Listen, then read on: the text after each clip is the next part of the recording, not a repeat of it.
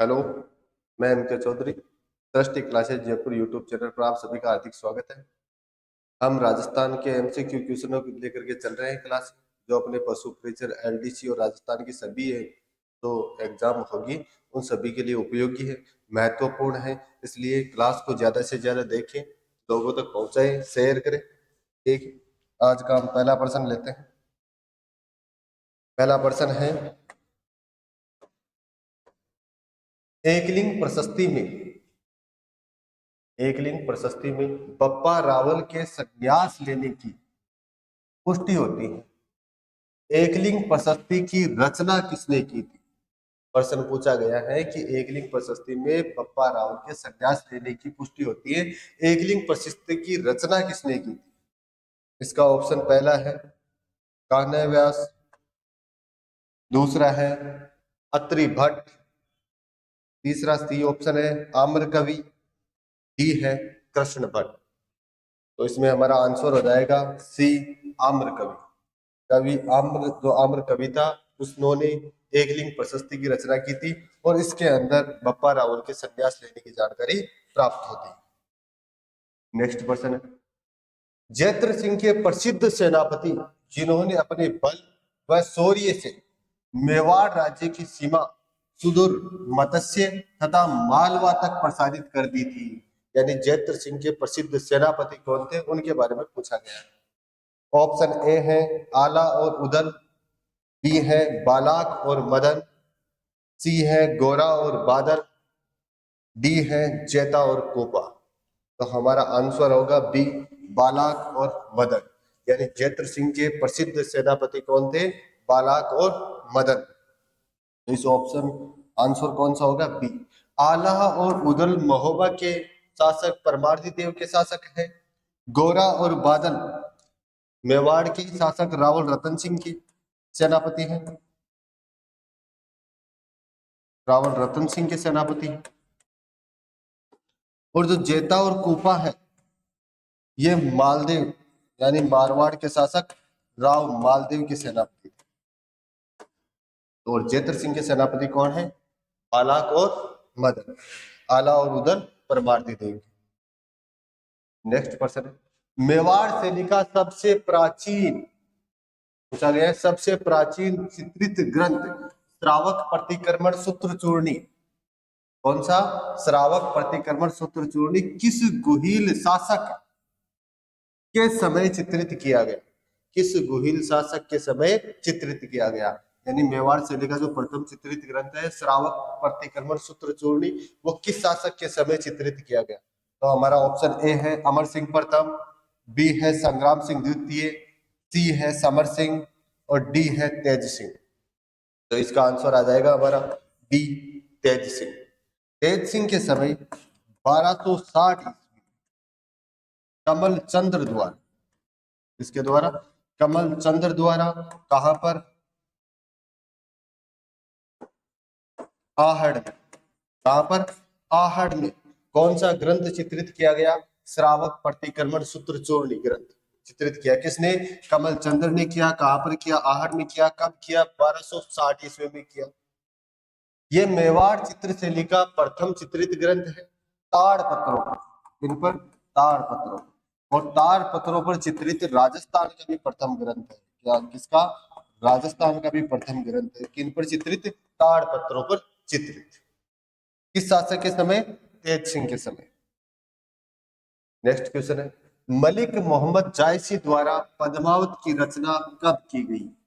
इसमें पद्मावत ग्रंथ के बारे में पूछा गया है कि मलिक मोहम्मद जायसी ने पद्मावत ग्रंथ की रचना कब की? ऑप्शन ए है 1303, बी है 1548, सी है 1540 और डी है 1658। तो हमारा ऑप्शन सी सही होगा, 1540। इस समय दिल्ली में शासन किसका था? तो शेरशाह सूरी का। शेरशाह सूरी के शासन काल में 1540 ईस्वी में मलिक मोहम्मद जायसी ने कौन से ग्रंथ की रचना की है? पद्मावत ग्रंथ की रचना की है। नेक्स्ट क्वेश्चन, एकमात्र ऐसे इतिहासकार जो रानी पद्मिनी की कथा को ऐतिहासिक एवं विश्वसनीय मानते हैं। इसमें प्रश्न पूछा गया है कि एकमात्र ऐसा कौन सा इतिहासकार है जो रानी पद्मिनी की कथा को विश्वसनीय एवं ऐतिहासिक मानता है? ऑप्शन ए है डॉक्टर गौरीशंकर हीराचंद ओझा, बी है के एल लाल, सी है ए एस श्रीवास्तव, डी है डॉक्टर दशरथ शर्मा। तो हमारा आंसर हो जाएगा D doctor Dashrath Sharma. Doctor Dashrath Sharma एकमात्र ऐसे इतिहासकार हैं जो पद्मिनी की जो कहानी है उसको ऐतिहासिकता में विश्वसनीय मानते हैं। जो कौन से ग्रंथ की है? पद्मावत ग्रंथ में। किसने लिखी है? मलिक मोहम्मद जायसी। नेक्स्ट प्रश्न है, रणकपुर शिलालेख के अनुसार राणा हमीर ने किसको पराजित करके चित्तौड़ पर अधिकार किया था? कौन से अभिलेख शिलालेख के अनुसार? रणकपुर शिलालेख के अनुसार राणा हमीर ने किसको पराजित करके चित्तौड़ पर अधिकार किया था? ऑप्शन ए है लक्ष्मण सिंह, बी है छत्र सिंह, सी है मान मौर्य और डी है बनवीर। तो हमारा आंसर हो जाएगा डी बनवीर। अब ध्यान रखना बनवीर का नाम मिलता है हमें जैसा सोनगरा और इसी को कहा जाता है जय सिंह सोनगरा।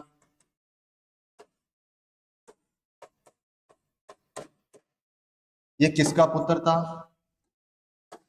मालदेव सोनगरा। किसका पुत्र है?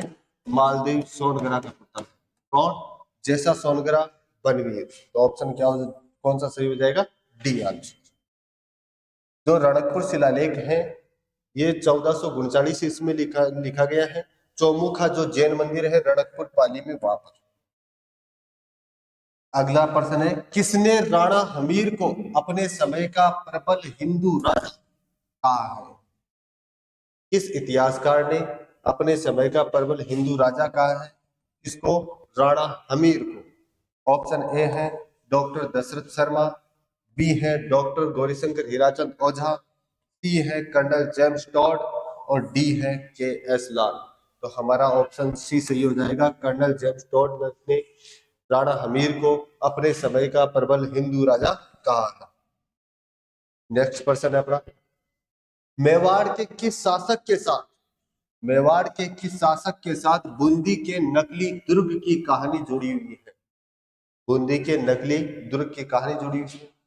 ए है राणा हमीर, बी है छत्र सिंह, सी है महाराणा सांगा और डी है महाराणा लाखा। हमारा आंसर सही होगा इसमें डी महाराणा लाखा। महाराणा लाखा के समय लाखा ने नकली तारागढ़ दुर्ग का निर्माण करवाया। नकली तारागढ़ दुर्ग का निर्माण करवाया था जो मिट्टी का बना हुआ था। और इस दुर्ग की मिट्टी के बने हुए दुर्ग की रक्षा करते हुए बूंदी का हाड़ा कुंभा वीर गति को प्राप्त हुआ। कौन? बूंदी का हाड़ा कुंभा ने अपने प्राण बलिदान दिए थे। इस युद्ध की रक्षा करते हुए नकली जो मिट्टी का तारागढ़ दुर्ग बना हुआ था उसकी रक्षा करते हुए। किस शासक के समय यह घटना घटित हुई? महाराणा लाखा के समय। नेक्स्ट प्रश्न है अपना, किसको मेवाड़ का भीष्म पितामह कहा जाता है? किसको मेवाड़ का भीष्म पितामह कहा जाता है? आंसर में ए है मोकल, बी है लाखा, सी है राव चुंडा और डी है कुंवर चूड़ा। हमारा आंसर होगा डी कुंवर चूड़ा। क्यों कहा जाता है भीष्म पितामह? मारवाड़ का शासक है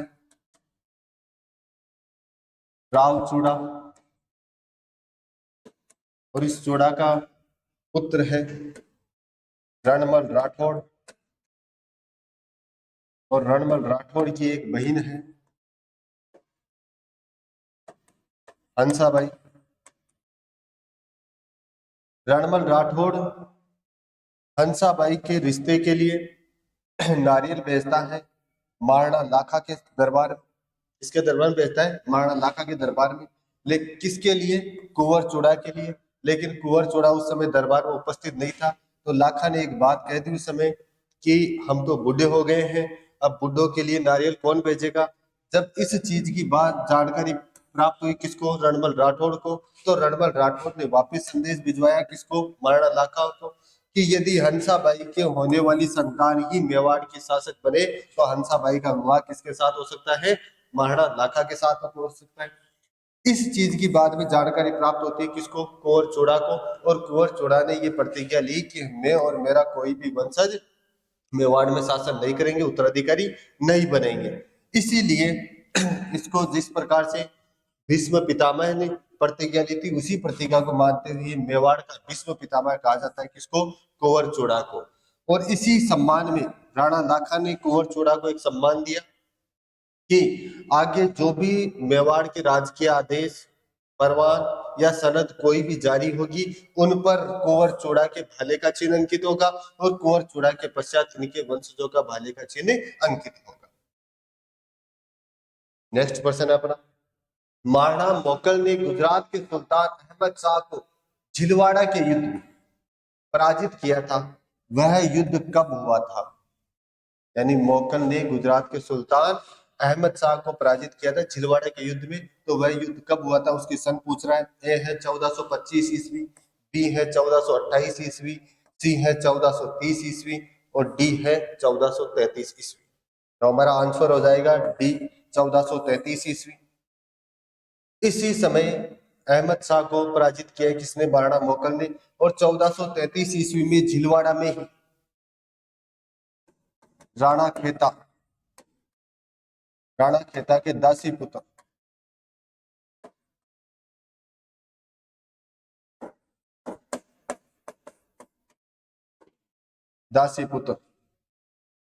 चाचा और मेरा ने किसके साथ मिलकर, महपा पंवार के साथ मिलकर, महपा पंवार के साथ मिलकर 1433 ईस्वी में मोकल की क्या कर दी थी, हत्या। इसकी महाराणा मोकल की हत्या कर दी थी किसने, चाचा और मेरा ने महपा पंवार के साथ मिलकर। कहां पर, झिलवाड़ा भीलवाड़ा में। कब, 1433 ईस्वी। हमारा नेक्स्ट प्रश्न है, महाराणा कुंभा द्वारा रचित ग्रंथ संगीत राज कितने कोशों में विभक्त है? यानी कि जो संगीत राज है महाराणा कुंभा का ग्रंथ, वो कितने भागों में विभाजित किया गया है? ऑप्शन ए है 7, बी है 9, सी है 5 और डी है 4। तो हमारा आंसर हो जाएगा सी, यानी 5 भागों में विभाजित। कौन कौन से में, वाद्य रत्न कोश, गीत रत्न कोश,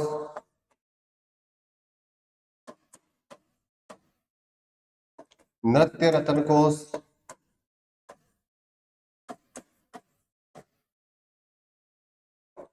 पाठ्य रत्न कोश